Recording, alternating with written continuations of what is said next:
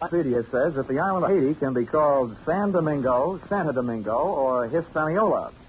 Well, after my visit there, I could suggest a few more things they can call it, but they probably wouldn't get past the censors.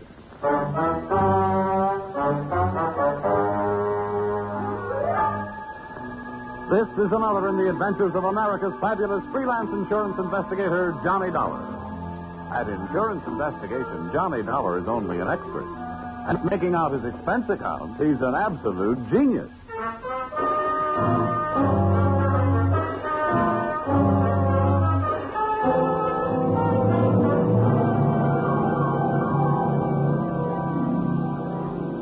Expense account submitted by Special Investigator Johnny Dollar to Home Office, American Federated Life Insurance Company, Hartford, Connecticut. Attention, Harvard Huntington, General Manager.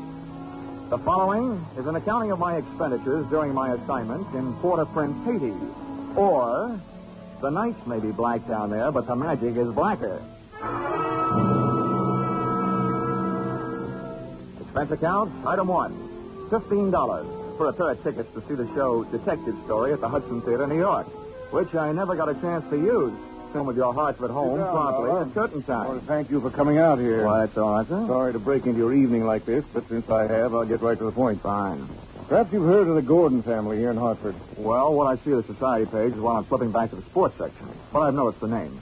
Diamond-studded, aren't they? Yes, immensely wealthy. Pillars of society and, surprisingly, quite a proper family. Oh. It is all but one of the sons, Ralph. A heavy drinker, complete wastrel, ne'er-do-well. A blot on the old escutcheon, eh? Yes. Continually getting into one scrape or another. Now he's done it again. I take it that you're not worried about Ralph the man, but about Ralph the policyholder. Well, to put it bluntly, yes. I don't think it's unethical for a company to protect its interests. In this case, the policy is in the amount of $150,000. Payable to his death to charity or to his wife if he's married. Yeah, it's quite a piece of paper. Yes, to be quite candid, I rue the day it was issued. But the point is this. Ralph Gordon, at last report, is dying aboard his yacht at Portauprince, Haiti. Oh, you don't need me, Mr. Huntington. You need the Mayo Clinic.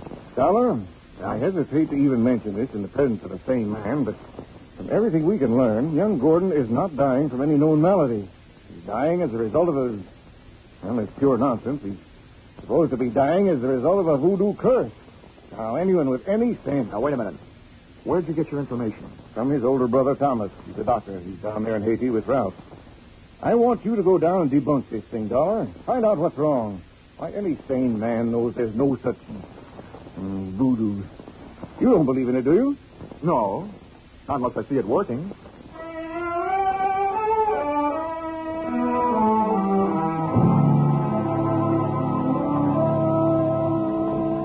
Expense account, item 2, $148.70. Hartford to Port-au-Prince via airplane.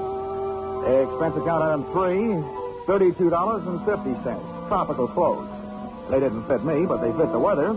And item 4, $25. Spent while I browsed the waterfront bars in Port-au-Prince, looking for somebody who knew where the Gordon yacht was moored. Know about this when I found him, he not only knew that, he knew everything. Ask me first.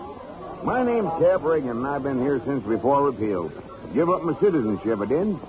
With the help of a couple of prohibition agents. Oh, you don't say. Uh-huh. And I figure on sailing out in the final days right here. What'd you want with the Gordon craft? I want to see the owner, Ralph Gordon. How do I get to it? Oh, I reckon you pay me to row you out to her. My dinghy's down at the foot of the pier, just a short hill from where we're at. Oh, well, good. Come on, let's shove off then. Just wiggle it down my ration here.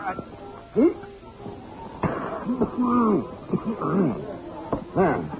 That'll put me shipshape. What'd you say you wanted with that schooner? You figuring on buying her? Well, thanks for the compliment, pal. Listen, if I bought a boat today, it would have to be a surplus life raft. Now, I told you I want to talk to Gordon. Friendly visit or other kind? I'm beginning to see how you know so much about this island. Well, never question, never learn. Remember that, Sonny? Yeah. Yeah. This way. Veer off to starboard.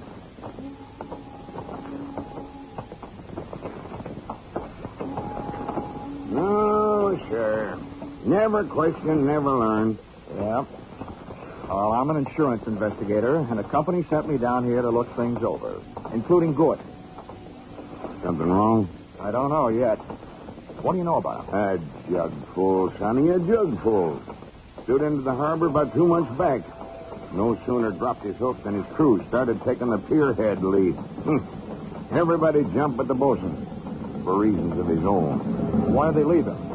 'Cause he was half seas over all the time.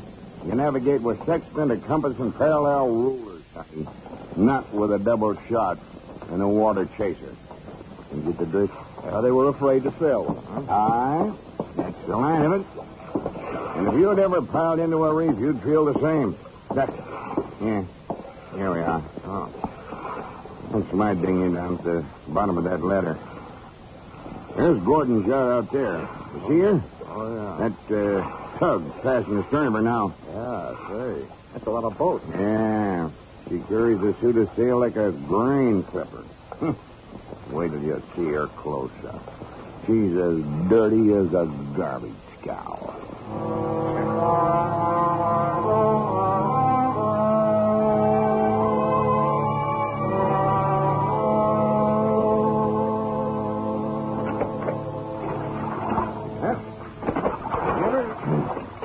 Give her a hail now, Sonny. You're close enough. Hey! Anybody aboard? Hey, aboard the yacht. Anybody home?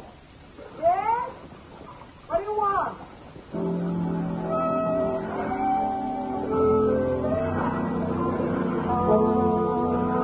If the ship was dirty, I didn't notice. It may have had good lines, too, but it couldn't have touched what stood at the rail wearing clam diggers, an off-the-shoulder T-shirt, and a Caribbean tan. Uh-huh. There's a rim hull for you. Yeah. That'll be his wife. His wife? Oh. Can I come aboard? Who are you? What do you want? I'm Johnny Dollar from Hartford. I want to talk to Ralph. Oh. Why, yes, and I guess you'll have to come aboard. Yeah. I'll swing the stern into the ladder. Okay. There you be. Oh. Steady now. Steady. Okay, Captain. You wait for me, huh? Yeah.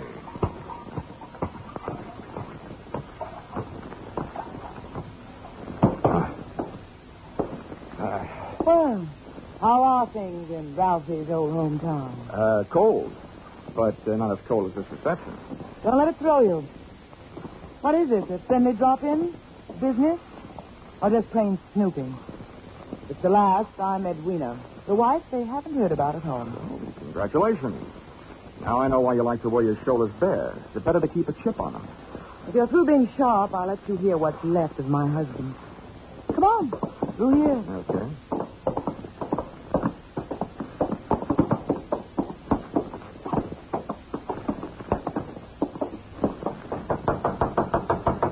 Hey, Ralph. Ralph, you've got a visitor from Hartford. Get away from this cabin, you dirty-nosed gold digger, and take your visitor with you. Wine's all gone. Why don't they send another case of wine? There you are, John. You've got the door locked.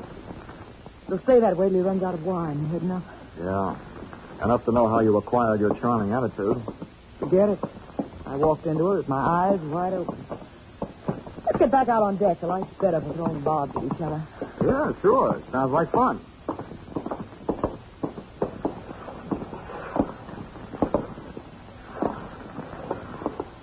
Well, do I have to help you off the boat? Not until you help me by answering some questions. I'm an insurance investigator, and I was sent down here by the company that holds a policy on your husband's life. What should I do, Frank? The story they got was that Ralph was dying from some kind of a voodoo curse. They don't believe it, and neither do I. Why not? That might be true. Huh? Well, some old dame, they call her Maria Lascelles. She came out to the boat. She yelled some things at him, and when Ralphie threw a bottle at her, she swore she'd put a curse on him. How'd they hear about that back in Hartford? Ralph's brother, Dr. Thomas Gordon, told them. You know him? Yeah, we hate each other. I wonder why he told them. Maybe because he thought somebody who'd be better off as Ralph dead was using Maria Lascelles' curse as a cover-up. How would you stand as his widow? Get off the boat. Get off. Never mind the act. You're his beneficiary. Or didn't you know? I said get off. What's the trouble, Eddie? Oh, him. Yo, come here, will you? All right. Who's the boarding party? Just get him off him. I'll see you in my cabin. Sure, honey. Anybody gets you this upset, it'll be a pleasure. Well, mate, do you walk or dive? Save your strength for the last scene, Goliath. I was just leaving.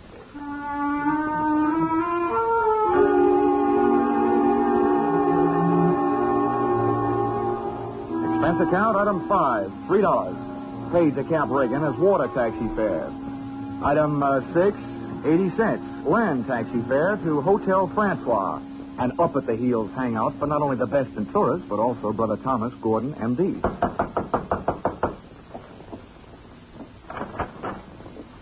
Yes? I'm Johnny Dollar, Dr. Gordon, from Hartford. Oh, yes, Dollar. I've been expecting you. They wired me you were coming down. Come in. Thank you. Oh, please make yourself comfortable. Could I offer you something? Nothing but some brotherly advice. Why, certainly. You know, I feel like a stupid fool for not being able to handle this thing myself. So now that you're here, you call on me for anything. Have you seen Ralph? I tried to, but he locked himself in his cabin.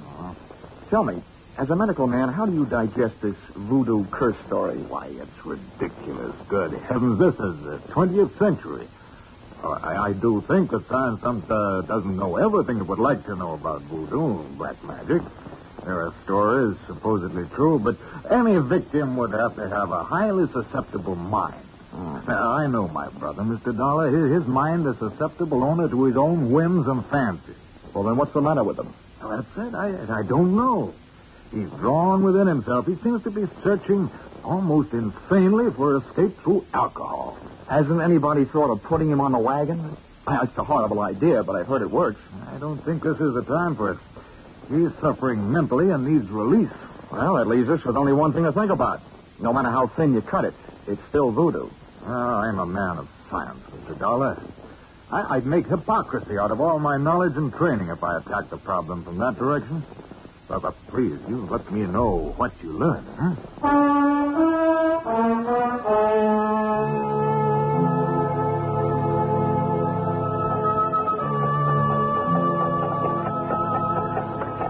Expense account, item 7, $4. Rental of horse and cart in which my walking tourist guide, Cap Reagan, and I jolted out of town in search of Maria LaSalle. Something made me feel like I was riding my last mile in a tumbril en route to the guillotine. The moonlight was fighting a losing battle against an army of storm clouds that were sweeping in. And then to make it worse, I heard a drum. You there, Sonny? Yeah, sort of a tired Gene Cooper. Means we're getting close to Maria's headquarters. Is she the only one around here? Yep. None of the good Hougans performs in her territory. She's too mean. Oh, great. What's the matter? We're here. That's the path. Over there by that gnarled old tree. From here on, you plot your own course. This is close enough for me. Oh, me too. Well, how do I know I can't put a curse on her? I've never tried. Smooth sailing, Sonny. The path ran along the edge of a field of sugarcane. On the other side was a solid wall of jungle. First, I smelled some feathers burning. Then I heard the chant. There was an opening in the wall of jungle that led to a small clearing, and just before the moon was smothered by another cloud, I saw a shack. Little clouds of smoke curled out through an open door, and I could see the glow of a fire on the floor inside. Maria, I want to talk to you. Who is it? Comes to the house of Maria. My name wouldn't mean a thing to you, but what I have to say will. Can I come in? Alfred, what is this word of so great importance to stop Maria? All I know about voodoo is I don't believe it.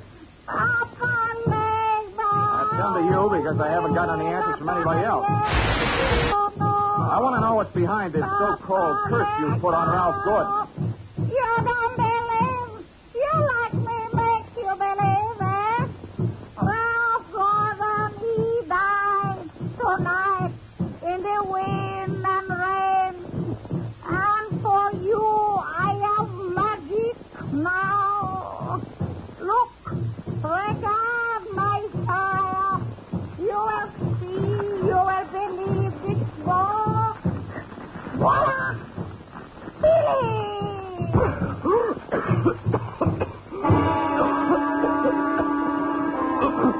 couldn't see what she'd thrown to the fire, she'd reached behind her for it. But when the smoke from it whirled around me, it seemed to grab my throat and squeeze. I stumbled back to the door. I hadn't believed in voodoo when I'd come in, but going out, I wasn't so sure.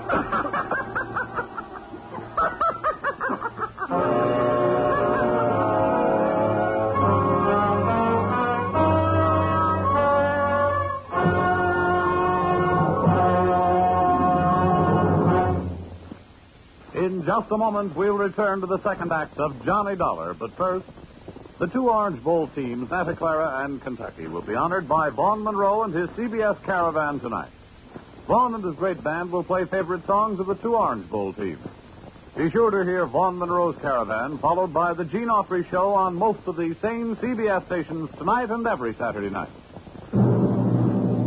Now, with our star, Charles Russell, we return to the second act of Yours Truly, Johnny Dollar.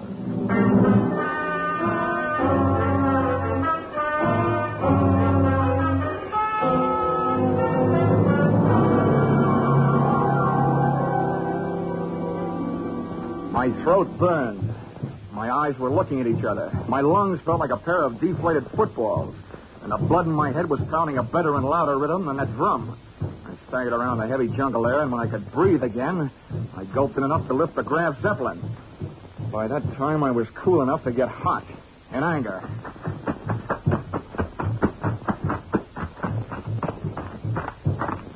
When I got back to the shack, Maria had either disappeared into space or flown the coop. The atmosphere was not quite deadly. I crossed over to where she had been squatting. She hadn't left much of what she'd smoked me out with, but she'd left enough to swing things back from the world of black magic into the world of logic. A few shreds of photographic film on the dirt floor. And film, made of cellulose and nitrates, not only takes pictures, it puts out nitric oxide and nitrogen dioxide when it's burned. A combination that would live up to the demands of any gas chamber. The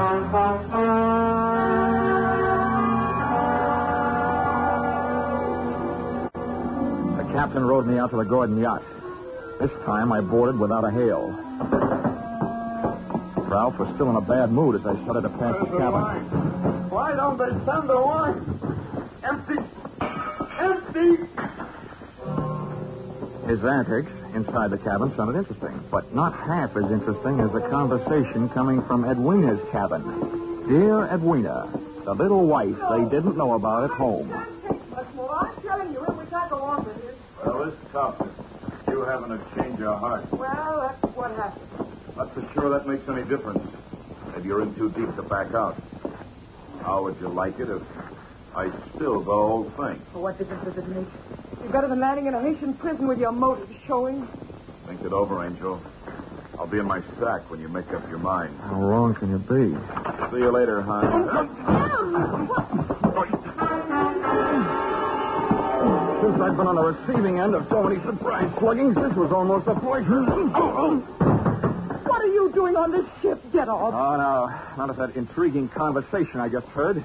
How much did you hear? If I added it to that gas assault Maria Lascelles threw at me, it'd be enough to nail you and Loverboy here for conspiracy to commit murder. Well, I don't know what you're talking about. And the point is, I know what you two were talking about. Oh, listen to me. You've got to believe me. I don't have to.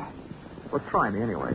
Well, I admit to him, and well, it was because Ralph turned into a wino after we were married. Oh, well, this probably marks the first time in history that an icicle melted in Portauprince. Please let me finish.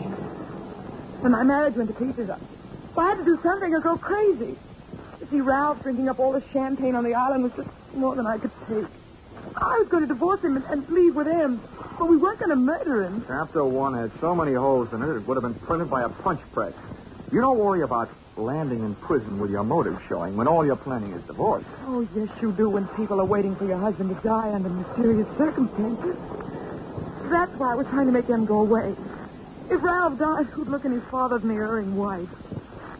Can you lock this cabin from the outside? No. What are you going to do? You're not going to lock me in? No, just your playmate. You're coming with me. Where? To Maria Lascelles. I want to catch your reaction when she sees you. You don't believe me. No. With $150,000 at stake, I don't even believe myself.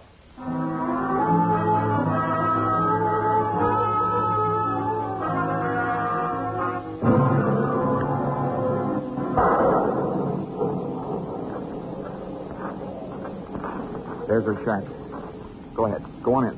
Oasis, come to the door of Maria. Who are you, woman? Well, Mr. Dollar, are you satisfied? Not quite. And you who don't believe, why are you here? You wish again to see the power of my smoke? Let's drop the act, Maria. I know what you threw into the fire. It was my book of smoke. Yeah, well, a good man from the police laboratory can sift enough out of those ashes to know it was film. What is this you say? I say that I've got enough on you, you old fake, to put you in the local pokey. Who dares to speak this to Maria? And that's where you're going to go if you don't cooperate. That's the promise. What is it you want? Did somebody put you up to this cursed business that Ralph Gordon is supposed to be under? Well, a man of your age. Who was it? I do not know. Now go. That is all. It's not enough. What was his name? I don't know the name. What did he look like then? My eyes are closed. Nuts. Come on. No, Taking no. you into town, I'm going to drag you by the hair. No, don't touch me. I will tell you how it is. It is true. I do not know the name or the face. He comes to me. He asks me when comes the next rain and wind. I tell him last night. But if it's tonight, the storm comes with the sea. He tell me he needs storm to close portholes in the ship. Huh? He say, if I bring this surf, I will be the best Hugon on Haiti because it kill white man. That is difficult. That is all. Now you go. How about the film for the fire? Did he give it to you? This is true. Not long before you come. Well, get rid of it, Granny, before you lose your license to operate. Now, you go. Maria will be alone. Papa, Okay, Mrs. Jordan. Let's not stay for the music. Did you make head out of what she said? Hey, look. What goes into your husband's cabin? Nothing but food and wine. Mostly wine. Well, who fixes his meals? I do. Our cook left us. Well, what about the wine? Huh? Where does it come from? You said it was champagne, didn't you? Yeah. It always comes from the same place. Liquor shop in town. A case at a time. Oh, nothing makes any sense. What are you going to do? All I can do. Try every angle. But that's not all I'm going to try in that liquor shop.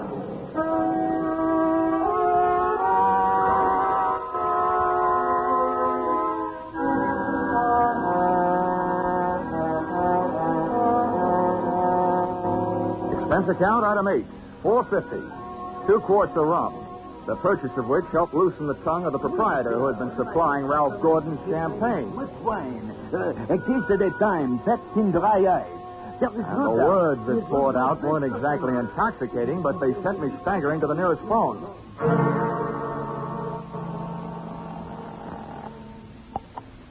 Yes? Hello? Hello, Dr. Gordon. This is Dollar. Good heavens, Dollar, I've been wondering about you. What have you learned? First, tell me this. What would happen to a man if he was in a ship's cabin on a stormy night with all the portholes closed and there was a lot of dry ice in there with him? What? What was that? A small room, no ventilation, a lot of dry ice. A lush, maybe passed out. What would happen?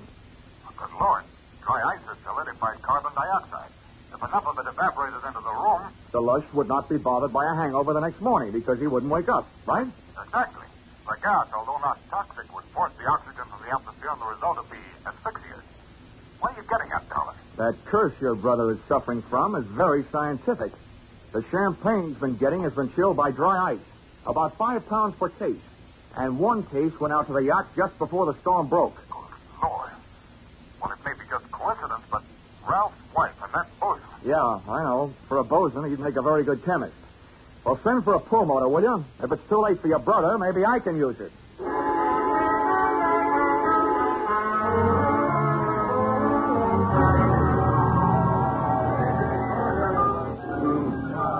I'm a flying fish sailor. I hail from Hong Kong. Hey, Cap. Blow, Cap. blow. Come on, Cap. Oh, ahoy, Sonny.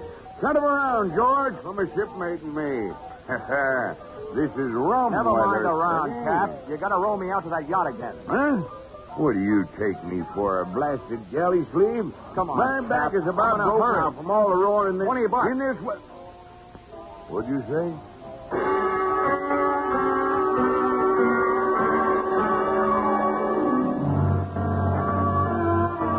I didn't think it could rain any harder than it had. but it did. We would have been drier swimming. And the visibility was so bad, I would have had to have a seeing eye field to find the ship. But about 20 minutes out, Cap spotted a riding light. Here's your layer, Shirley. We were on target. But so was somebody else. The searchlight stabbed out at us. Hey. This sounds like Prohibition days. Who's giving us a broadside? Can't tell yet. I'll lay a pelican hood over his head if I get my hands on him. Hey, Cap, what's the matter? Got my left leg. Cap, get down to the bottom. Yes. I'm going over the side. To me, swimming is a pastime to be practiced only under ideal circumstances. In a pool, and preferably in the company of a well-filled bikini suit. But there was nothing to do but swim, so I swam. I tried to remember how many shots had been fired, and that's where I made my mistake. There was a lull in the shooting, which I took to mean the gun was empty.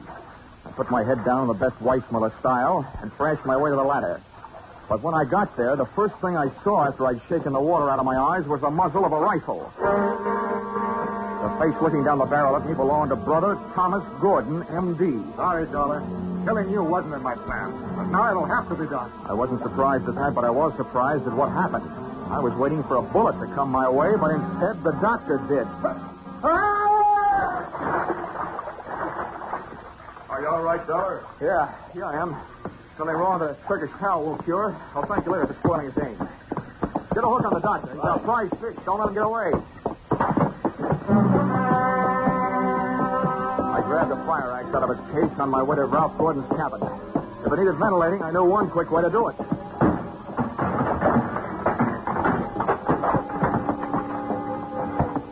I didn't check for oxygen. I took a deep breath, held it, and went in. The cabin was littered with wine bottles, and in one corner, in an open case, was the dry ice that was in the process of cooling Gordon off for good. He was stretched out in his bunk. I hefted him to my shoulder and used the last of my breath getting him out of there.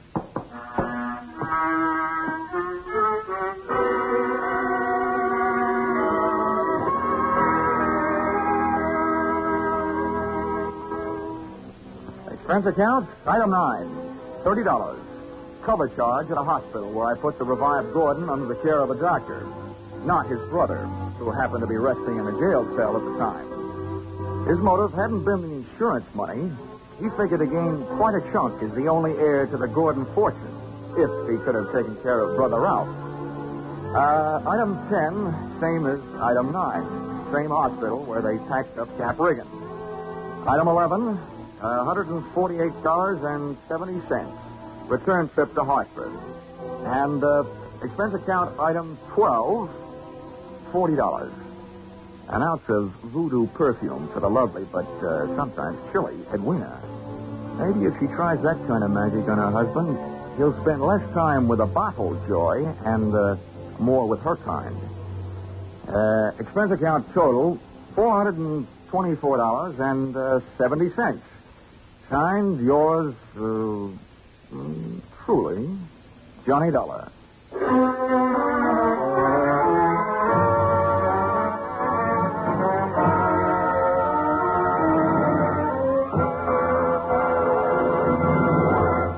Yours truly, Johnny Dollar, stars Charles Russell. Tonight's script by Paul Dudley and Gil Dowd was produced and directed by Ralph Rose. Featured in the cast were Betty Lou Gerson, Sylvia Sims, Ben Wright, Ken Christie, Howard Culver, Dawes Butler, and Tim Graham. The special music is written and conducted by Leith Stevens.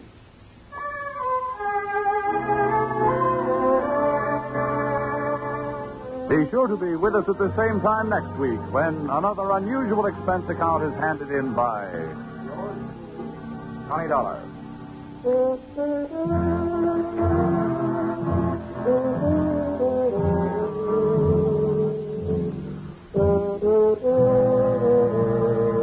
Were you right? Were you wrong? Did you know it was Buster Keaton playing Sing It Again's Phantom voice these last few weeks? Well, now there's a new Phantom riding the airways on Sing It Again. And for identifying him tonight, some CBS listener can win $50,000 in cash and prizes, radio's largest jackpot.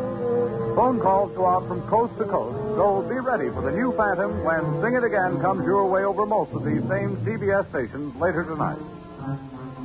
Now stay tuned for Vaughn Monroe's Caravan, which follows over most of these same CBS stations. This is CBS, where yours truly, Johnny Dollar, meets adventure every Saturday night. The Columbia Broadcasting System.